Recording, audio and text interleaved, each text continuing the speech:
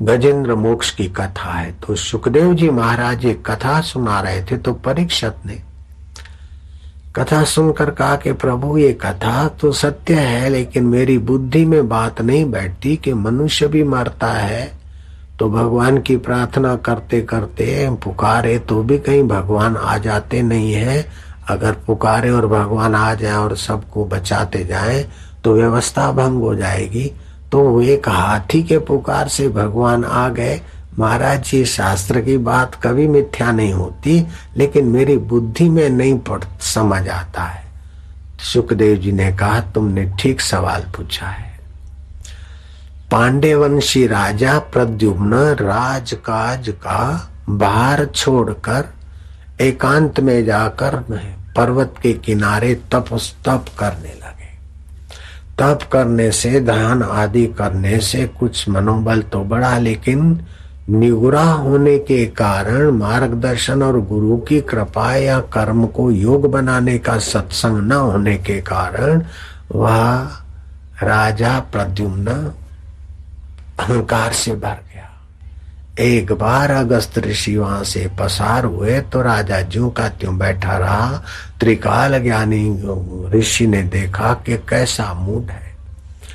प्रजा पालन का अपना कर्तव्य छोड़कर और मनमानी आकर तपस्या करता, उस अपने को बड़ा तपस्वी मानकर बैठे ही है। अपने से तप में, ध्यान में, ज्ञान में उत्तम व्यक्ति आए तो उठ के खड़ा होने से अपना आयु, विद्या, यश, बल बढ़ता है। अरे ये तो हाथी की नाई कोई मोटा बैठा है, जा तू हाथी बनेगा। प्रद्युम्न को जब श्राप मिला तो घबराया और ऋषि के चरणों में अनुनय विनय किया। तब ऋषि ने कहा, भाई ये श्राप तो मिथ्या नहीं होगा, लेकिन तेरी अगले जन्म, इस जन्म के बाद हाथी के शरीर में भी ये तेरी भक्ति और स्मृति के बल से जब तुझे कष्ट आएगा तो भगवान की शरण चला जाएगा तू, और भगवान की शरण चला जाएगा तो भगवान तेरी रक्षा करेंगे, तेरी मुक्ति और दर्शन होगा। तो ये भगव ऋषि का वचन सत्य करने के लिए उसके हृदय में भगवान की शरण जाने की प्रेरणा हुई और भगवान प्रकट हुए। परीक्षित ने कहा, महाराज इतना तो मुझे समझ में आ गया कि पांड्यवंशी राजा प्रद्युम्न ही हाथी बना था, लेकिन उस मगर ने ऐसा कौन सा पुण्य किया कि भगवान के सुदर्शन से उसकी सदगति हो गई। बोले, देवल ऋषि घुटने भर पानी में, नदी के घुटने भर पानी में, घुटने या तो कई कमर भर पानी में खड़े स्नान कर रहे, स्नान करके अर्घ्य दे रहे, जप कर रहे थे। पानी में खड़े खड़े भी कई लोग जप करते हैं, कुछ देर रुकते हैं। कई ऐसे संत हमने देखे सुने भी।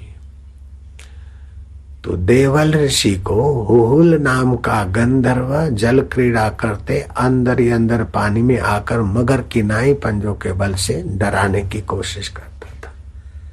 तो देवल ऋषि ने एक दो बार तो क्षमा कर दी, फिर तीसरी बार उसको कुपित होकर कहा कि हे हुहुल गंधर्व, तू अनधिकार चेष्टा कर रहा है, तुझे मगर बनने का शौक लग रहा है, जा तू अभागे मगर बनेगा। तब वो हुहुल गंधर्व देवल ऋषि के चरणों में अनुनय विनय प्रार्थना की। बोले, अच्छा अब ये श्राप, बीता हुआ समय, कहा हुआ शब्द, निकला हुआ तीर वापस नहीं आता, ये तो होगा, लेकिन तुझे मगर योनि में भी भगवान की कृपा प्राप्त होगी और संत का सानिध्य मिला है, ऐसे सदगति होगी। तो देवल ऋषि का वचन भी सत्य हो गया, अगस्त ऋषि का वचन भी सत्य हो गया, और प्रजा को भी पता चल जाएगा कि मनुष्य अगर सावधान नहीं होता है तो कैसी कैसी मगर की योनि में, अजगर की योनि में, हिरण की योनि में, हाथी की योनि में भटकना पड़ता है। इसलिए मनुष्य तू अपने हृदय में भगवान का महत्व समझ ले, भगवान की स्मृति बढ़ा ले, भगवान का चिंतन जप ध्यान बढ़ा ले। अपने घर में 7 बातें ले आ तो भगवान प्रसन्न होंगे, नीच योनियों से तू बचोगे और भगवान की प्राप्ति का राजमार्ग खुल जाएगा। ये 7 बातें ऐसी है कि सभी लोग कर सकते हैं। एक तो अपने घर में एक छोटा मोटा ऐसी जगह बना दो जहां आसन बिछा रहे। आसन विद्युत का कुचालक हो, अर्थिंग ना मिले ऐसा कंबल हो, नीचे प्लास्टिक हो, चटाई हो, कुछ बाद में ऊपर गद्दी बद्दी जो भी करते अथवा कपड़ा लगा दिया। क्योंकि जप करने से जैसे आप डायनामो घुमाते तो ऊर्जा बनती है, ऐसे भगवान का नाम रिपीट करते हैं तो एक प्रकार की आध्यात्मिक ओरा बनती है। अगर बिना आसन के है तो वो आध्यात्मिक बिजली धरती में चली जाती है। यही कारण है कि लाखों लाखों लोग भक्ति करते हैं, लेकिन कोई कोई विरले के जीवन में भक्ति का तेज और हो जाता है। बाकी के लोगों का या तो काम बेकार में, या तो झूठ कपट की अधिकता में, या तो अविश्वास के कारण, या तो अर्थिंग के कारण ये सारी भक्ति का जो धन है वो बिखर जाता है। तो जिस बिखराव से बचे तो आप तो 12 महीने लग जाए तो रोज के 4 घंटे तो ईश्वर प्राप्ति हो जाए। 3.25 घंटे में 120 मालाएं हो जाएगी और नीच कर्म का त्याग कर दे और ईश्वर प्राप्ति के उद्देश्य से जब करे तो ईश्वर प्राप्ति हो जाएगी 1 साल के अंदर। अगर तड़प ज्यादा है तो 6 महीने में भी हो जाती। परीक्षित को 7 दिन में हो गई थी।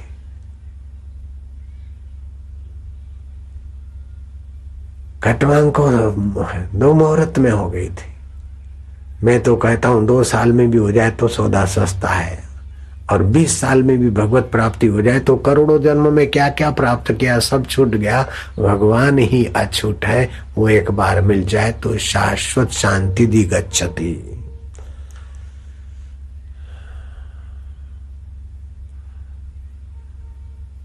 तो एक ऐसा आसन बिछा हुआ हो, कभी कभार गाय के झरण का पोता हो जाए, गौमूत्र आदि का, कभी 1 आध चम्मच गौमूत्र और थोड़ा सा पानी अथवा थोड़ा सा गोबर मिलाकर शरीर को रगड़ रगड़ के स्नान करो। रोमकूप खुलेंगे, सात्विकता की भजन में मन लगेगा, पाप नाशिनी ऊर्जा बनेगी। कभी वो पोता कर लो। घर में वास्तु दोष है तो गोमूत्र से घर को पोता करने से घर पर कुप्रभाव और वास्तु दोष करता जाएगा और ऋण आयन बनेंगे, घन ऊर्जा बनेगी। कभी कभार घर में अगर बीमारियां हैं या कोई बीमार आदमी है तो उसके आगे गूगल का धूप करो। गूगल, शक्कर और गाय और भैंस का घी, उसका मिश्रण से धूप करो, बीमारियां भागेगी और स्वास्थ्य आएगा। तो उस कमरे को ऐसा रखो कि कभी दिया किया, कभी धूप किया, कभी कोई ताजे फूल रख दिए। ये प्लास्टिक के फूल रखना ठीक नहीं। वहां बैठ के जप किया, प्राणायाम किया, ध्यान किया, बैठे और फिर 15 मिनट 20 मिनट एक टाइम में। अब दिन में 4-5 बार बैठने का अवसर मिल जाए तो आपको तो 1 हफ्ता में ही चमत्कारिक एहसास होगा स्वास्थ्य का, प्रसन्नता का, बुद्धि का। तो एक आप अच्छा स्थान बना लीजिए जहां भगवान के सिवाय और दूसरा कोई काम काज ना हो। दूसरी बात क्या करेंगे कि आप कुछ समय भगवान के लिए, भगवान की प्रसन्नता के लिए वहां बिताएंगे। एक तो अच्छा पवित्र जगह हो, दूसरा भगवान के लिए कुछ समय बिताएंगे, तीसरी बात सेवा पूजा वहां करेंगे, चौथी बात कुछ न कुछ ऐसा सत्कर्म अवश्य करें जिससे भगवान की प्रसन्नता मिले। 5वीं बात इष्ट पर, भगवान पर कुछ न कुछ न्यौछावर करके फिर लाचार, मोहताज, गरीब, गुरबा जिसको भी हो सके सेवा में लगा दिया। और नहीं तो आप सुबह उठते न तो 1 मुट्ठी भर के अनाज ही दूसरे डब्बे में डाल दिया, पक्षियों के लिए अथवा गरीब गुरबों के लिए कुछ 4 पैसे ही डाल दिए। रोज थोड़ा थोड़ा करने से रोज आदत सुंदर होती है, भाव बनता है। आचार्य विनोबा भावे ने अपनी माँ को पूछा, जब घर में थे, बालक थे, माँ ने कहा बेटा रोज शिव जी को जल चढ़ाओ। जल चढ़ा के आते थे। बोला माँ रोज शिव मंदिर में जाना आना होता है, साल के 365 लोटे हुए, 365 लीटर मान लो, मैं एक टैंकर साल में एक बार चढ़ा दूं तो शिव जी के लिए बहुत हो जाएगा। माँ ने कहा बेटे नहीं, इससे लाभ वो नहीं होता है जितना रोज थोड़ा थोड़ा जल चढ़ाने से होता है, क्योंकि रोज भाव बनेगा, रोज आपकी भावनाएं जो संसार के प्रति वो भगवत भाव आएगा। मन भगवान में लगाओ, बुद्धि भगवान में लगाओ, तो मन और बुद्धि ऐसी कोई चीज नहीं है, कोई कड़ा कुंडी के चलो भगवान में लगा दो, भगवान रूपी इंजन हमको खींच लेंगे। भगवान के भाव करना पड़ता है, भगवान तत्व का निश्चय करना पड़ता है बुद्धि से, इसी से भगवत प्राप्ति होती है। तो रोज थोड़ा थोड़ा सत्कर्म करेगा। फिर चौथी 5वीं बात क्या है कि अपने जीवन में एक ऐसी आदत डाल दो 5वीं कि महाराज थोड़ा कीर्तन करते हुए भगवान के साथ अपनापन और अपने साथ भगवान क्या होने का एहसास, वार्ता। परमहंस योगानंद बड़े सिद्ध पुरुष प्रसिद्ध हो गए, अभी भी कैलिफोर्निया अमेरिका में और जगह उनके आश्रम है, कई लोग उनको जानते मानते हैं, कई चमत्कार उनके जीवन में आए। उन्होंने कहा कि मैं तो भगवान से बातें करता था, लेकिन मन में हुआ कि मैं जो बातें भगवान से पूछता हूँ या बातें करता हूँ पूजा के रूम में, फिर उत्तर तो मैं ही बोलता हूँ, मैं कैसे मानूं कि भगवान तुम उत्तर दे रहे हो?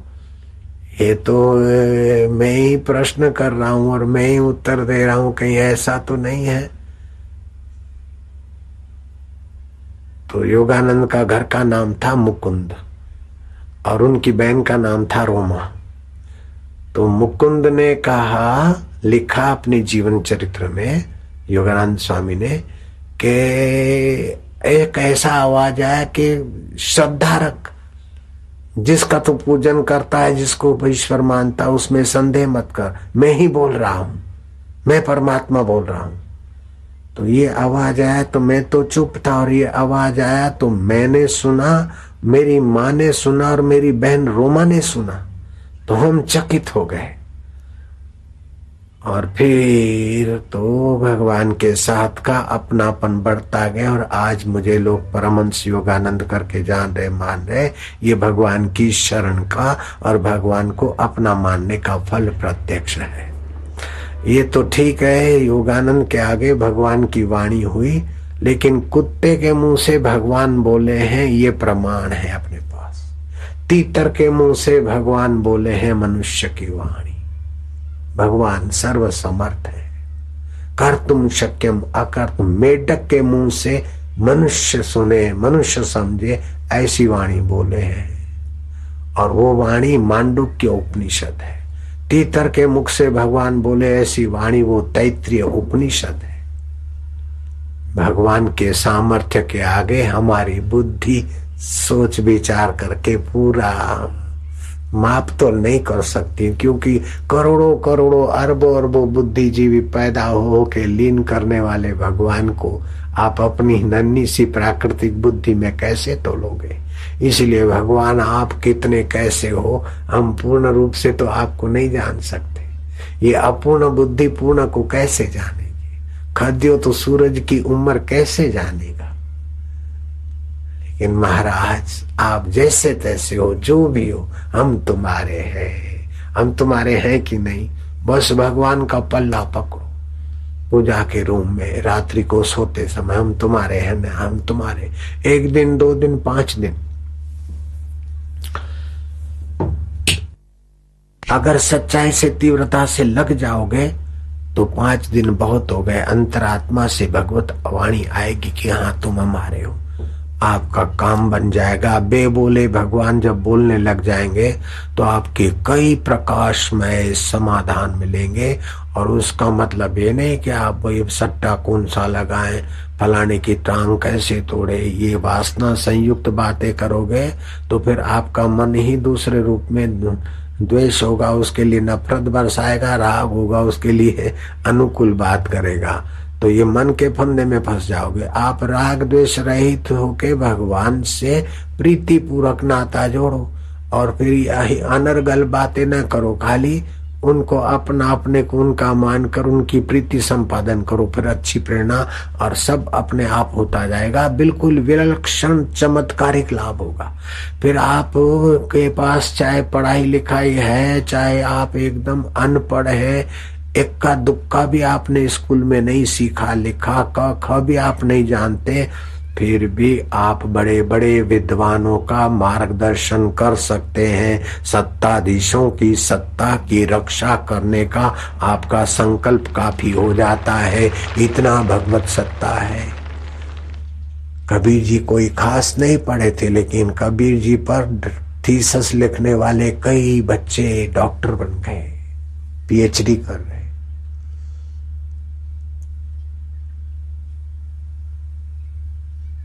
रामकृष्ण परमहंस कोई ज्यादा पढ़े लिखे नहीं थे, लेकिन उन पर कई लोगों ने पीएचडी और कई लोग उनका ग्रंथ पढ़ के क्या क्या फायदा उठाते। तुकाराम खास नहीं पढ़े थे, लेकिन तुकाराम के अभंग एमए के पाठ्य पुस्तकों में महाराष्ट्र गवर्नमेंट में पहले थे, अब हटा दिए गए होंगे, क्या पता। तो पांचवी बात, भगवान के साथ अपनापन जोड़ो। छठी बात, हृदय श्रद्धा स्नेह से तर रखो। श्रद्धा और भगवत स्नेह से हृदय को छका रखो। और सातवीं बात, जानबूझ करके किसी को दुख ना दो, किसी का बुरा न सोचो, बुरा न करो, बुरा न चाहो, बुरा ना कहो। बस इतने 7 साधन होते ही आपका जीवन निर्दुख, निर्भर और निश्चिंतता से भगवत यात्रा। जैसे बच्चे का हाथ पकड़ लिया पिताजी ने, फिर उसको काहे की चिंता, रास्ता भूलने की भी चिंता नहीं और गिरने का भय भी नहीं। ऐसे ही भगवत शरण वाले का हाथ भगवान पकड़ लेते हैं। भगवान कहते हैं, तमेव शरणम गच्छ सर्व भावे न भारता, तू मेरी शरण आ जा सर्व भाव से। शरीर से जो करे मुझ परमेश्वर अंतर्यामी की प्रसन्नता के लिए, भोजन मजा लेने के लिए नहीं करो, ये शरीर स्वस्थ रहे और भगवान के सेवा कार्य हो, भगवान की भक्ति हो। मन से जो चिंतन करे तो भगवत संबंधी चिंतन मिला दो। बुद्धि से जो निर्णय करे कि सभी के प्रेरक प्रकाशक कर्म के फलदाता ईश्वर है, बस। और ईश्वर सभी के हैं और बुद्धि का अधिष्ठान ईश्वर है। जैसे गहनों का आधार सोना है, तरंगों का आधार पानी है, ऐसे ही मिठाइयों का आधार शक्कर है, मिठास। ऐसे ही सारे ब्रह्मांडों में, जगतों में जगत आधार भगवान है। शक्कर में तो खाली मिठास है, लेकिन भगवान तो उस मिठास भरने वाली पृथ्वी में भी गंध रूप से, सत्ता रूप से भरे हैं। जल में स्वाद रूप भगवत सत्ता है, अग्नि में दाहक सत्ता भगवत सत्ता है, पक्षियों में किलहोलनी सत्ता भगवान की सत्ता है। तोते को हरा रंग कहाँ से लाकर किसने डाला होगा? तोता हरा कैसे बनाया? तेरी लीला अपरंपार। और मोर नीला कैसे? और मोर के एक एक पंख में क्या कला और क्या कौशल्य और कारीगरी किसी साइंटिस्ट ने भरी है। प्रभु तेरी लीला अपरंपार है। हंस और बतख सफेद कैसी बनाई से? हे परमेश्वर तेरी कैसी लीला है। एक बूंद पानी से सेठ साहूकार डॉक्टर नेता बने और हमारा करे, हंसते खेलते रोते रवटते आखिर मर गए। और ऐसे कई रोज पैदा होते लीन होते।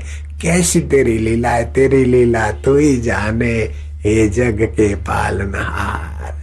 नारायण नारायण, नर नारी का तू अयन है, इसीलिए नारायण।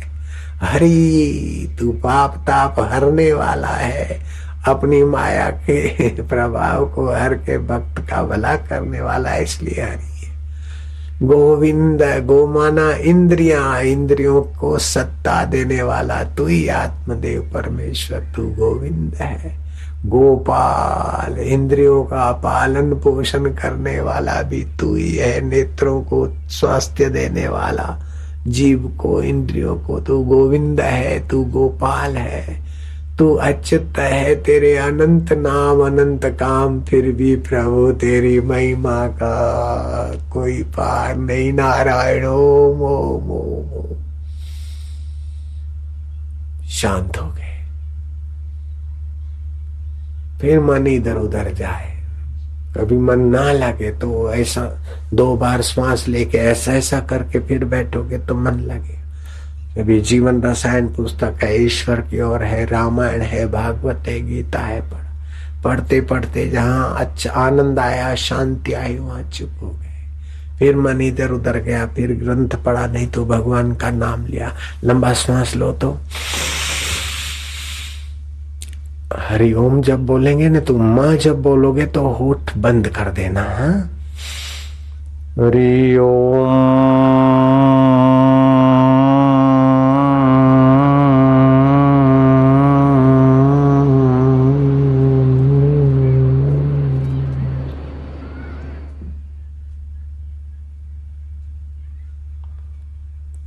थोड़ी देर के लिए मन भगवत शरण आ जाएगा शांति में, फिर मन इधर उधर जाएगा, फिर उच्चारण करो हरि ओम।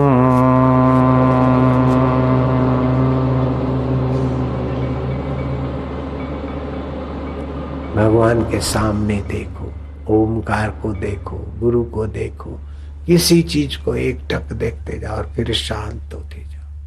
बड़ा सरल हो जाएगा। एक बार मन की, लोग बोलते हैं महन हमारा ऐसा है ऐसा है ऐसा है।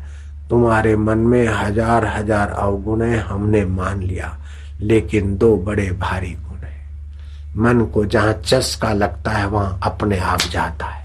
पान मसाले का चस्का लगा तो देखो कैसा करता है। लवर लवरी का चस्का लगा तो माँ की, बाप की, पड़ोसी की, अपनी, इधर उधर की कोई बात को नहीं करते और लवर लवरी अपना रजिस्टर मैरिज कर देते। चस्का लग जाए। किसी को सट्टे का चस्का लग जाता है, दारू का चस्का लग जाता है, मन को चस्का लगता है, फिर कितना कुर्बानी करके भी वो चीज खाता है, पीता है। अफीम का चस्का लग गया तो कैसे खाते। तो मन में एक सद्गुण है, जब नश्वर का चस्का लगता है तो नाश के तरफ ले जाता है। शाश्वत भक्ति रस का चस्का लगा दो तो शाश्वत प्रभु तक ले जाने का सद्गुण भी इसका उपयोग में ला लो भैया।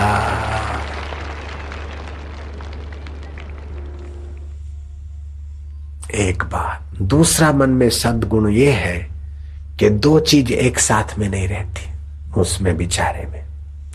जब दुखी होता है उस समय सुख नहीं, और जब सुखी होता है तो दुख नहीं उस समय। तो जब जब मन में दुख आ जाए, दुखाकार वृत्ति से दुख आता है, मैं दुखी हूं ये बेवकूफी नहीं करना। दुखी मन है, दुखाकार वृत्ति आए तो भगवान के सामने देखो तो समझो कृष्ण है, तो मंद मंद मुस्कुरा रहे कि मेरे लिए तो इतने इतने दुख थे, फिर भी मैं मुस्कुराता रहा, तो तू काहे को दुखी होता है। सुख स्वप्ना दुख बुलबुला दोनों है मेहमान, दोनों बीतन दीजिए अपने साक्षित्व को पहचान। मानो कृष्ण ऐसा कह रहे हैं, अथवा राम जी कहते हैं, बहुत गई थोड़ी रही व्याकुल मन मत हो। 14 साल हमारे सपने में बीत गए तो तेरे ही है, कुछ घड़ियां बीत जाएगी, काय को दुखी होता है। बहुत गई थोड़ी रही व्याकुल मन मत हो, धीरज सबका मित्र है, करी कमाए मत खोए। शिव जी के भक्तों तो ध्यान अवस्थित करते न मन साहा, ओम संसार स्वप्ना शिव तत्व अपना। हरि ओम ओम ओम ओम ओम ओम ओम ओम ओम ओम राम राम राम राम राम राम राम राम राम राम राम राम राम बोलते जाओ। राम राम राम राम राम राम राम राम राम राम राम राम राम राम राम राम राम शिव शिव शिव शिव। हरि ओम ओम ओम ओम ओम ओम आनंद देवा। भले तुम दुख में डूबे हो अभी तो पढ़ो हरि ओम ओम ओम ओम ओम आनंद देवा। सांस लो गहरा, हरि ओम ओम ओम ओम ओम ओम हरि ओम ओम ओम ओम ओम हरि ओम ओम ओम ओम। फिर श्वास लो, रम रम रम रम रम रम रम रम।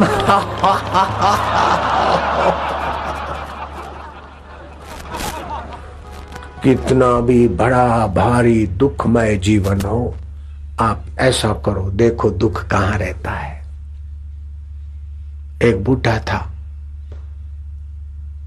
65-70 साल का, और बच्चों के बीच खेलने चला जाता था। उन बच्चों में से किसी ने पूछा दूसरे साधु से कि बूढ़ा हमारे बीच खेलता रहता है, बड़ा विचित्र लगता है। वो बच्चा जो इसने पूछा वो बाद में अखंडानंद सरस्वती संत बन गए, बड़े अपने आश्रम में भी आए थे। तो जब बच्चे थे तो एक बूढ़ा उनके बीच खेलने को आता, तो किसी से पूछा, बोले ये बूढ़ा कोई साधारण आदमी नहीं है, इसके जीवन में तो दुखों के पहाड़ हैं भैया। 3 बेटियां हैं, एक की शादी हुई और 4 बच्चे सहित मायके में पड़ी है। दूसरी की शादी हुई, 3 बच्चे लेकर मायके में पड़ी है। तीसरी की शादी हुई और 2 बच्चे ले आकर शराबी और पति के कारण अभी मायके में। 3 बेटियां, 4 3 7 2 9 बच्चे, 12 लोग तो ये पड़े और एक छोरा है वो भी आवारा होके घूमा।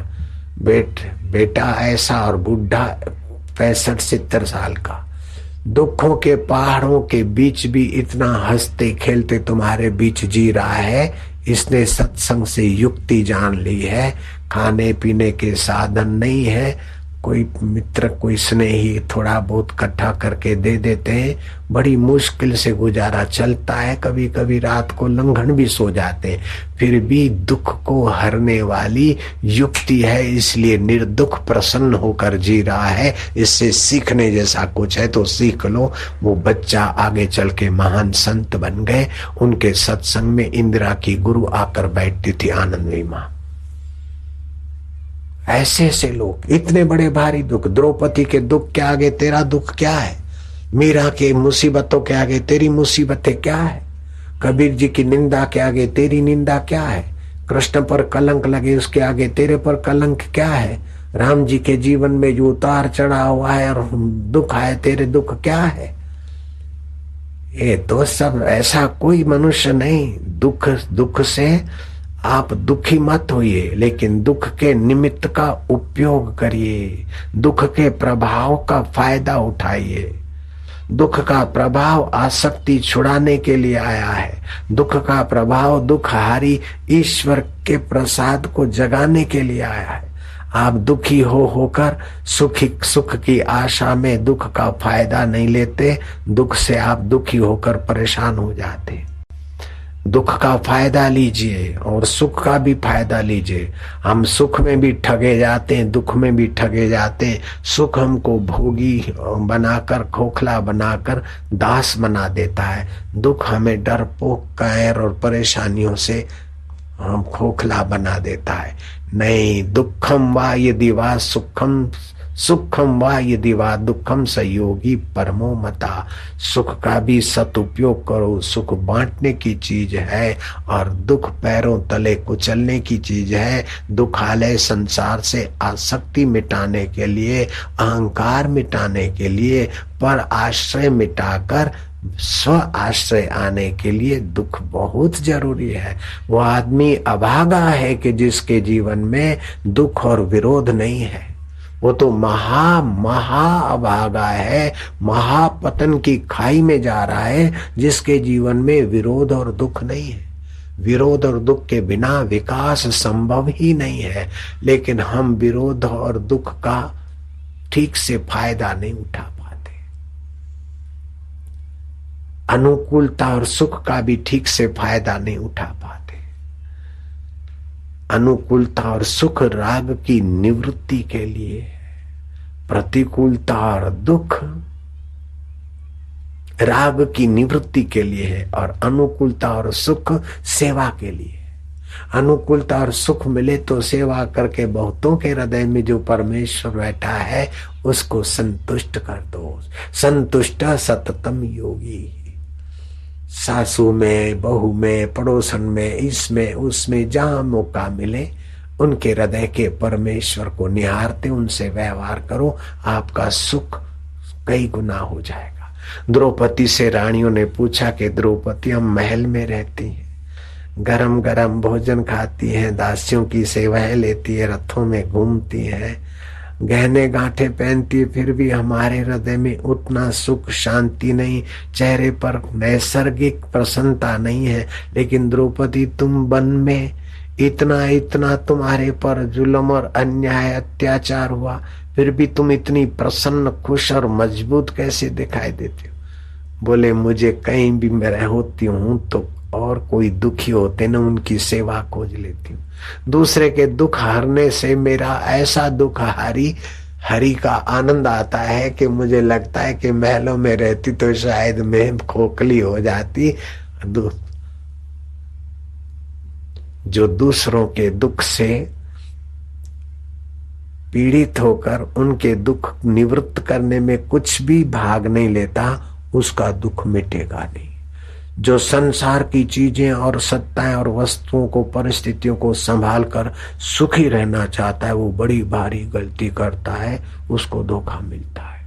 चीजें, वस्तु, परिस्थितियां बदल जाएगी, लेकिन अबदल हरि की शरण में आने के लिए बदलने वाली चीजों का उपयोग कर लो। ट्रेन में, गाड़ी में आप सदा बैठते हैं तो गलती करते हैं, उपयोग कर लो।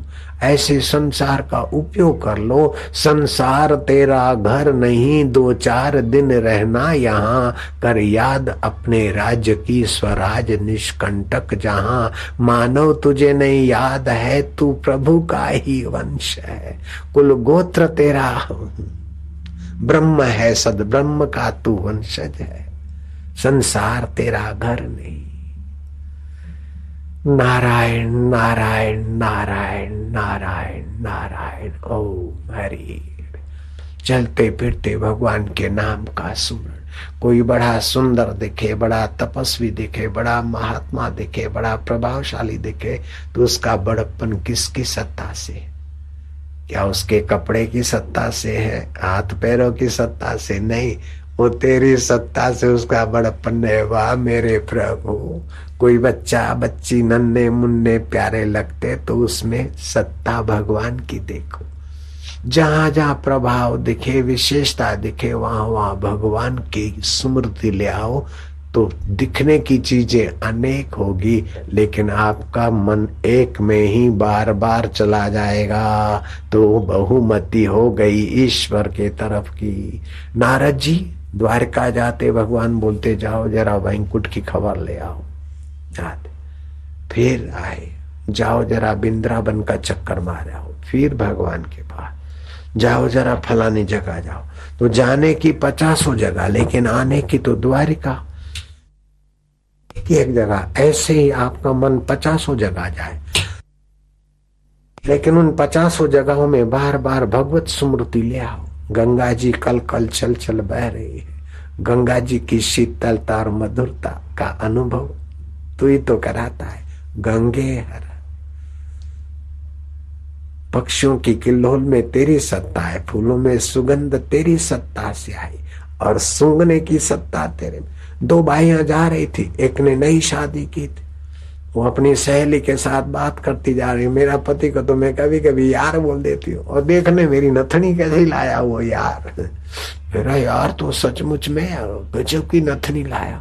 पहले छोटी सी थी, फिर तो मैंने कहा ये नथनी मेरे को अच्छी नहीं लगती, ऐसी लाया। और ये देखो कैसा नंग है मेरी नथनी, यार ने ऐसी ला के दी, तो मैं तो पहनते देखती हूँ तो जैसे महारानी दिखूं मैं, तो मेरा यार तो वैसा है।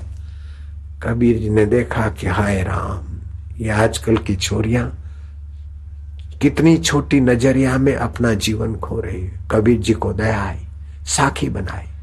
कबीर ने कहा, बेटे हमारी बात सुन लो। नथनी दीनी यार ने सुमृति बारंबार, नाक दिनो करतार ने ताको दियो बिसार। वो नाक नहीं होता तो तू नथनी कटे लगाती, सॉरी।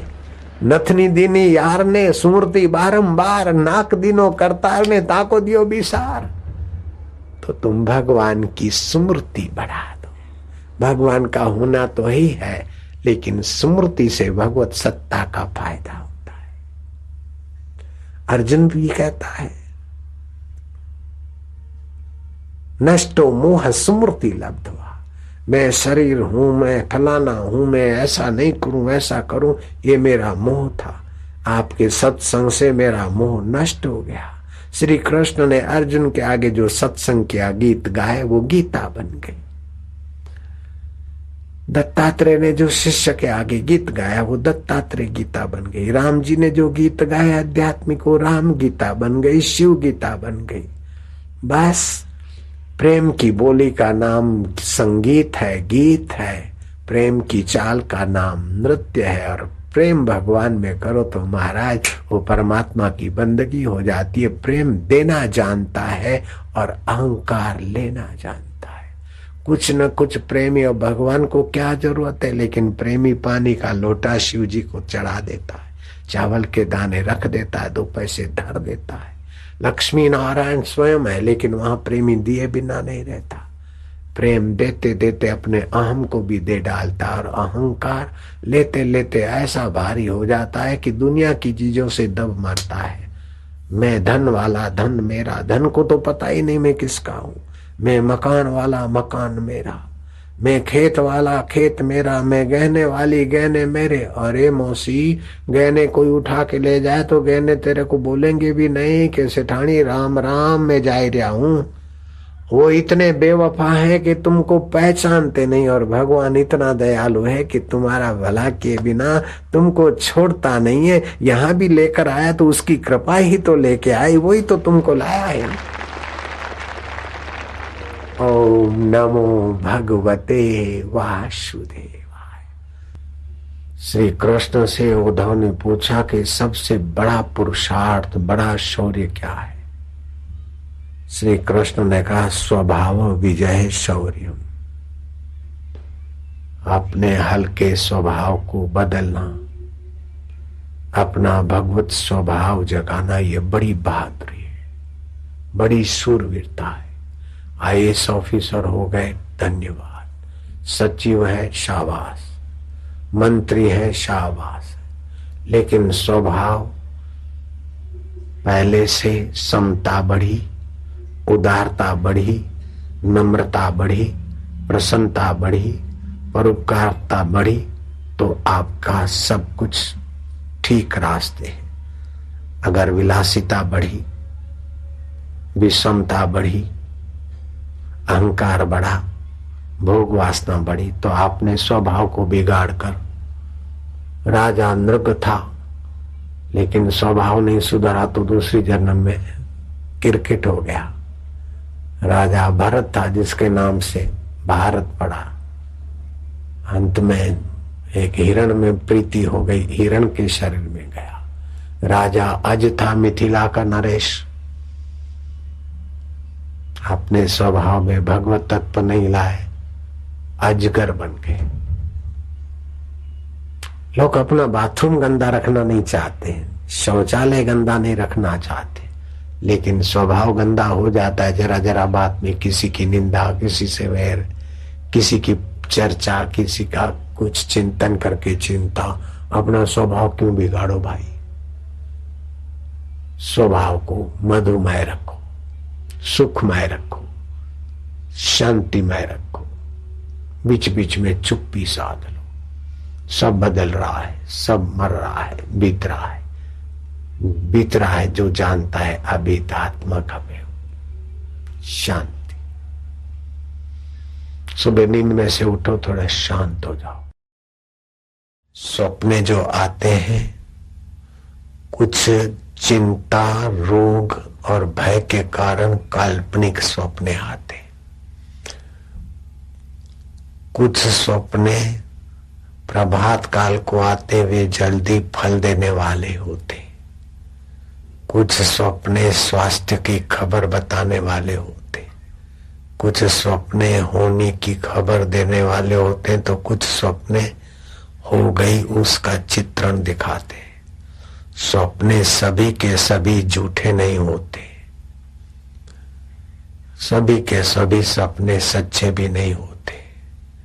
जैसे सीता जी चिंतित थी और रावण के भय से भयभीत थी, तो उनको ऐसे ही काल्पनिक स्वप्न आते कि राम जी का ऐसा हो गया, ऐसा हो गया, ऐसा हो गया।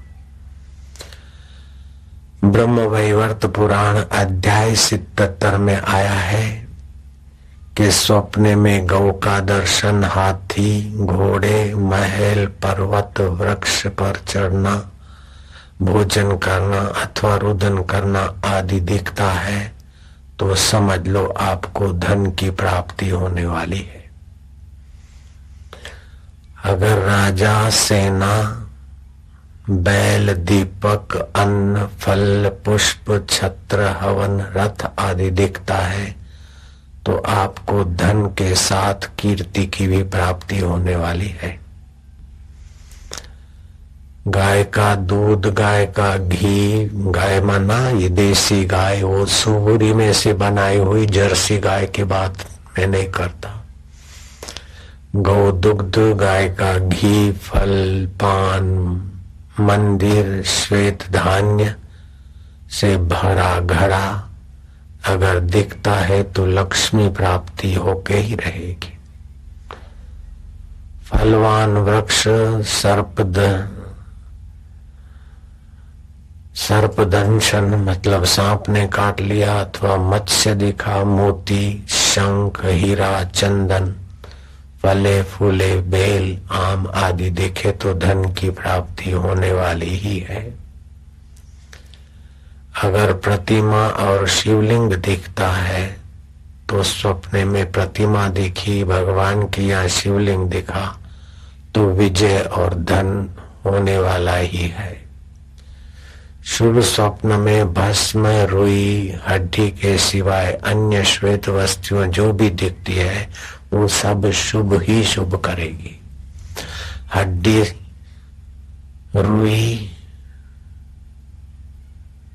और भस्म ये दर्शन अशुभ है। बाकी का सफेद चीजें स्वप्न में दिखे वो सब शुभ की सूचक होती है।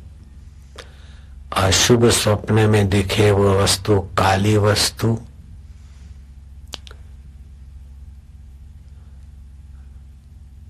अशुभ मानी जाती, लेकिन काली गाय दिखे तो अशुभ नहीं। हाथी, घोड़े, ब्राह्मण, देवता, देव के सिवा अन्य काली वस्तुएं सब अशुभ मानी जाती है।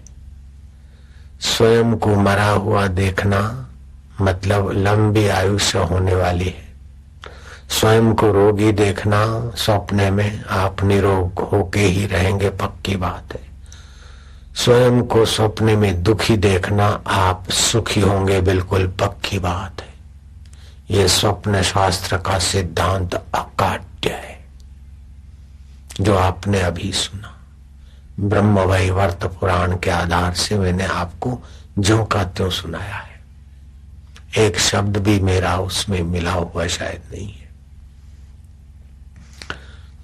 सुबह उस स्वप्न को, प्रभातकालीन स्वप्ने लगभग सच्चे ही होते हैं। रोग और चिंता के कारण आया तो उसमें थोड़ा संदेह होता है, बाकी सच्चे ही होते हैं। अच्छे सपने आए तो किसी को न कहने से अच्छे सपने सफल होते। बुरे सपने आए और किसी को कह डालने से उसका कुप्रभाव बहुत कम हो जाता है, टल भी जाता है।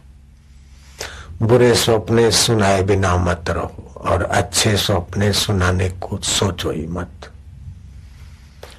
ध्यान में बड़ी शक्ति है, चुप रहने में बड़ा सामर्थ्य है। मन इधर उधर जाए तो लंबा श्वास लेकर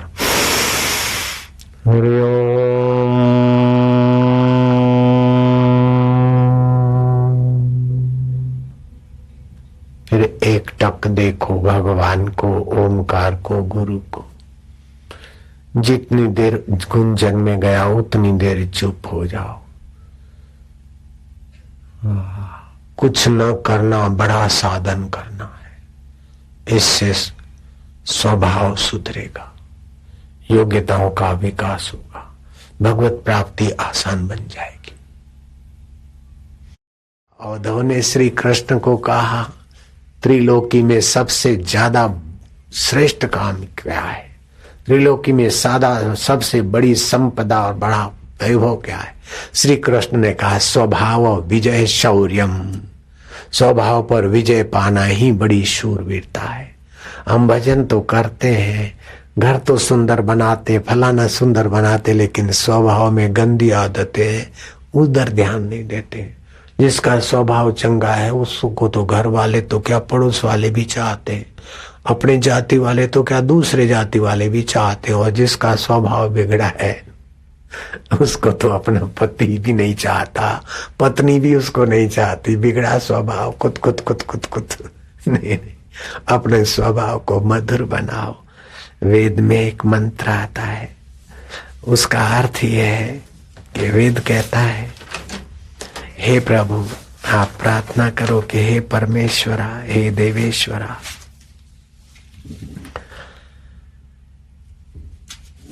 हम पर ये कृपा करो कि हमें हमारी बुद्धि में परमात्मा प्रकाश हो। अथर्ववेद का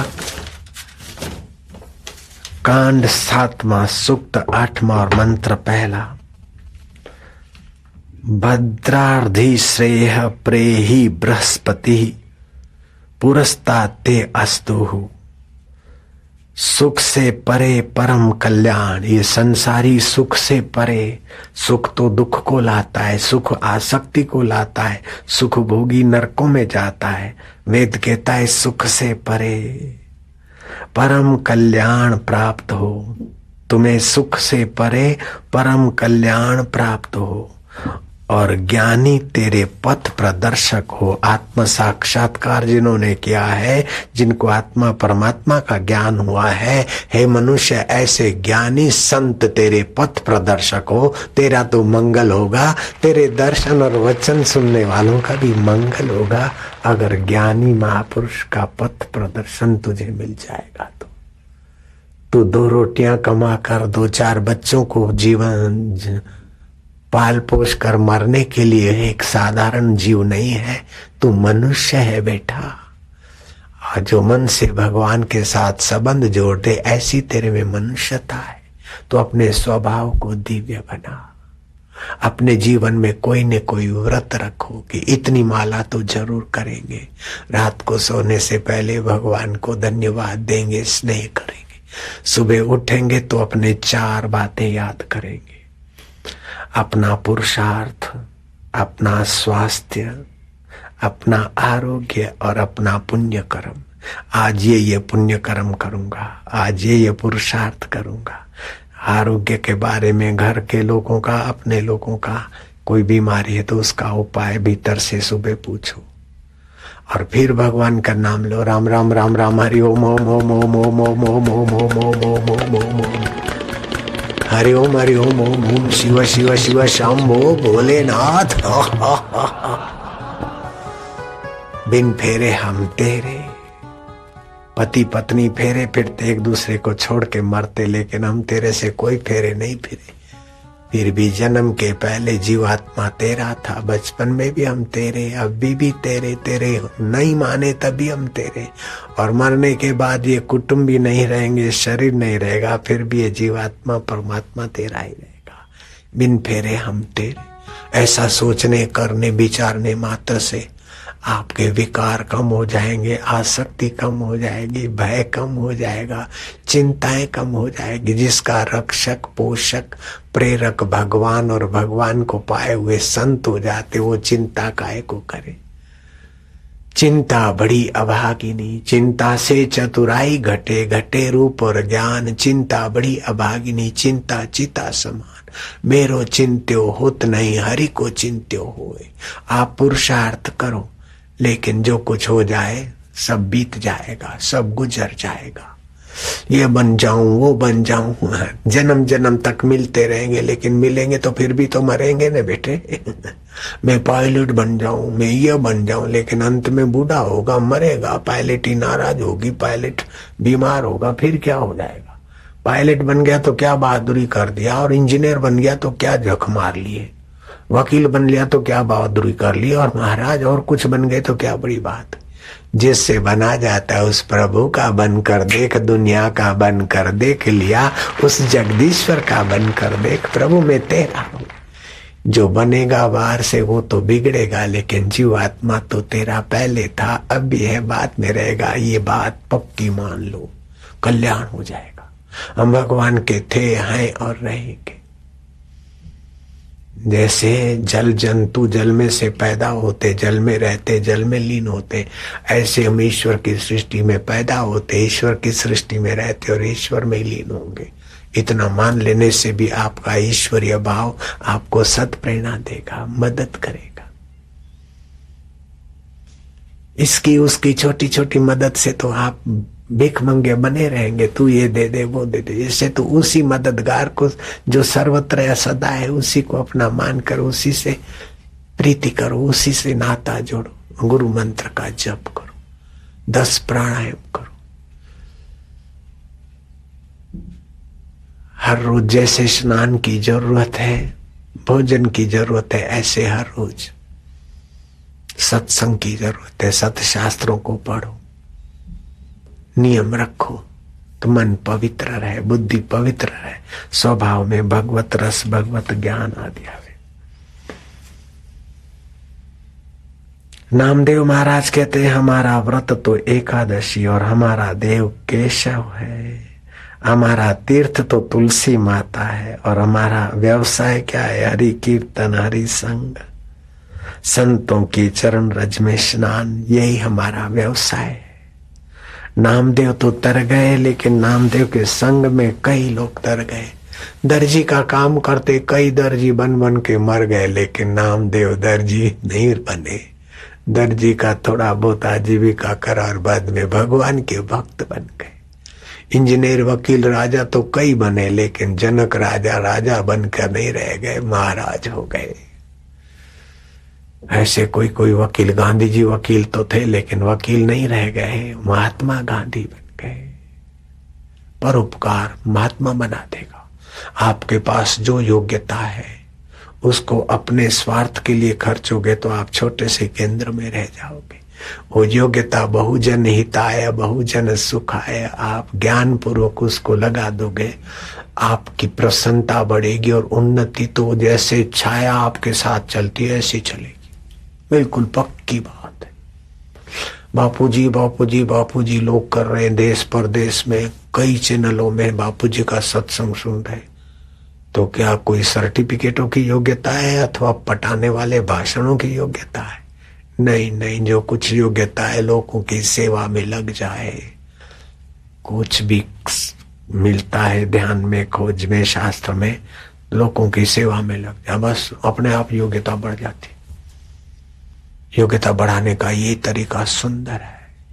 परहित सरिस धर्म नहीं भाई, पर पीड़न सम नहीं अधमाई। जानबूझकर किसी जीव को दुख ना देना, किसी को बुरा मत मान लेना, किसी का बुरा मत चाहना, किसी का बुरा मत करना, किसी का बुरा मत सोचना, तो आपका हृदय अच्छा बना रहेगा। सासू ने कह दिया तो कह दिया, मेरी भलाई के लिए कहो। बहू ने कह दिया तो कह दिया, इसका दिया, मुंह खड, गांठ मत बांधना। ये सासू ऐसी है, बहू ऐसी है, पड़ोसन ऐसी है, फलाना ऐसा है, फलाना ऐसा है। अरे सब समय की धारा में बीत रहा। एक आदमी, बड़ा दुखी आदमी, महाराज बेचैन हूं, मैं तो मर जाऊंगा, आत्महत्या करूंगा, मेरा फलाना आदमी पीछे पड़ा है, ऐसा है वैसा है। बुढ़िया बाबा ने कहा कि देखा कि ये तो आदमी आत्महत्या कर लेगा। बोले तू काहे को इतना दुखी होता है? बोले महाराज वो ऐसा ऐसा है, बदमाश है, मेरे पीछे पड़ा है, गुंडे रखता है, ये करता है। अरे बोले तू अभी क्यों अपने को सता रहा है? वो ऐसा है वो ऐसा है, लेकिन वो 6 महीने में तो मर जाएगा। बोले महाराज है बस? बोले हाँ। तो आदमी तो खुश होकर चला गया। फिर अखंडानंद जी ने या दूसरे कोई अच्छे संतों ने पूछा, बाबा वो सचमुच में 6 महीना में मर जाएगा? बोले वो 6 महीने में मर जाएगा ये कोई पक्का नहीं, लेकिन 6 महीने तक दुख तो इसका मर गया, तब तक ऐसा दुखाकार वृत्ति से तो बच जाएगा, फिर मैं इसको सत्संग में लगा दूंगा। और ये उसके लिए बुरा सोचता सोचता रहेगा तो उसकी बुराई तो बढ़ती जाएगी। वो नहीं मरेगा तो उसकी शत्रुता मर जाएगी, और नहीं भी मरे तो 6 महीने तो इसको थोड़ा तसल्ली रहे, और आता जाता रहेगा। तो दुख का निमित्त बाहर होता है, दुखाकार भाव अंदर आता है, और मैं दुखी हूं ऐसी बेवकूफी जमाने से और उस दुख को बार बार याद करने से दुख बढ़ता है। जब दुख आए तो बोलो सुख स्वप्ना दुख बुलबुला, दोनों है मेहमान, दोनों बीतन दीजिए, अपने साक्षी को पहचान। दुख नहीं था तब भी जो था वही दुख का साक्षी है, सुख नहीं था तब भी जो था वही सुख का साक्षी है। तो सुख और दुख चैतन्य साक्षी भास है, और सुख और दुख आने जाने वाले खिलौने हैं। भगवान कृष्ण और भीम के बीच की एक घटना बता दो। एक रात्रि को घने जंगल में श्री कृष्ण और भीम को गुजारनी पड़ी। भीम चौकी करे और श्री कृष्ण सोएंगे, और कृष्ण चौकी करेंगे दूसरे पार में, कृष्ण चौकी करेंगे, भीम सोएगा। भीम का पहला वारा था। श्री कृष्ण आराम कर रहे और भीम के आगे एक छोटा सा आया। क्यों रे भीम के बच्चे? भीम ने बोला है जुबान संभाल कर बोल, नहीं तो तू क्या करेगा। है बोले तू करता है। तो भीम जो जो गुस्सा होता जाए त्यों त्यों वो ठिंगू जी बड़ा होता गया। भीम की बराबरी का हो गया। भीम ने कहा मेरा बराबरी का तो क्या है, मैं गदा विद्या में ऐसा हूं कि तेरे जैसे 10 भी आ जाए। बोले चल रे भीम के बच्चे 10 क्या, मैं तेरे जैसे 100 को दबा कर फेंक दूं, 1000 को कुचल कर डाल दूं। भीम ने कहा फिर हो जाए 2-2 हाथ। बोले क्या 2-2 हाथ, मेरे से बढ़ता है। भीम को भड़काया, ज्यों भीम भड़के त्यों वो बड़ा होता गया, बलवान होता गया, और महाराज चल पड़ी दे दे दे। ऐसे भीम ने तो तौबा पुकार लिया, पहला पैर कब पूरा हो, भागूं तो मेरे स्वभाव में नहीं, चिल्लाना कायरों का काम। इतने में पहला पार पूरा हुआ। कृष्ण उठ के खड़े होने को थे तो वो चला गया और भीम धड़ाक से लेट गया। हड्डी पसली एक हो गई, बैठा मार लगा था। फिर कृष्ण चौकी करने बैठे तो फिर वो ठिंगू जी आए। बोले क्यों कन्हैया रे, सबको नचाता फिरता है। कृष्ण ने गौर से देखा शांति से। बोले अच्छा बेटे तू आ गया यहाँ, क्या यहाँ आ गया। वो कुछ भी बोले और कृष्ण उसको देखते जाए हंसते जाए तो वो ठिंगू जी ठिंगू जी ठिंगू जी छोटा छोटा छोटा होते गया। प्रभात होते होते तो वो तो एक खिलौने जैसा बन गया, एकदम मॉडल, जैसे मकान का मॉडल होता है। श्री कृष्ण ने अपने पीताम्बर में उसको बांध दिया। सुबह हुआ, भीम भैया सूरज उगने के पहले उठना चाहिए, आयु विद्या बल बढ़ता है। सूरज उगने के समय नींद करने से पुण्य और स्वास्थ्य खराब होता है। भीम तुझे पता है क्यों सोया है? बोले केशव हल्दी का लेप लगाना है, दूध में हल्दी डालकर पीना है। माधव रात को मेरे साथ जो हुआ है किसी को ना बताना। लेकिन बापूजी के हाथ आया, मैंने करोड़ों को बता दिया। माधव ऐसा ऐसा हुआ, सारी बात बताई। श्री कृष्ण ठाका मार के हंस पड़े। बोले आप हंस रहे और मेरे को उस दुष्ट ने कितना मारा कितना पीटा, और मैं भीम हाथियों की सूंड पकड़ पकड़ के आसमान में फेंक दूं गुरुत्वाकर्षण नियम के बाहर और घूमते फिरे वो भीम, और उस ठिंगू जी की मार खाई। माधव मुझे समझ में नहीं आता वो कौन था। कृष्ण ने पीताम्बर खोला। बोले ये तो नहीं था। अरे बोले माधव यही। अरे तू इतना ठिंगू जी कैसे हो गया? अब ये ठिंगू जी और लंबू जी की कथा ये है कि दुनिया इतनी तुच्छ है, लेकिन उसको सच्चा मानकर उसको रिपीट करके उसको महत्व देकर आप याद करते करते उसी को बल देकर आप पिटे जाते हो, परेशान होते हो भैया। और कृष्ण जैसे लोग और ब्रह्म ज्ञानी उसको दुनिया को ठिंगू जी बना देते। कोई क्रोध दिलाए आप क्रोधी हो जाए तो उसकी विजय हो गई। कोई नखरे करे और आप उसके पीछे लट्टू हो जाए तो उसकी विजय हो गई। कबीर जी कहते चल रही ठगनी ठुमक ठुमक नैनन को क्या ठुमकावे, तेरे हाथ कबीरा नहीं आवे।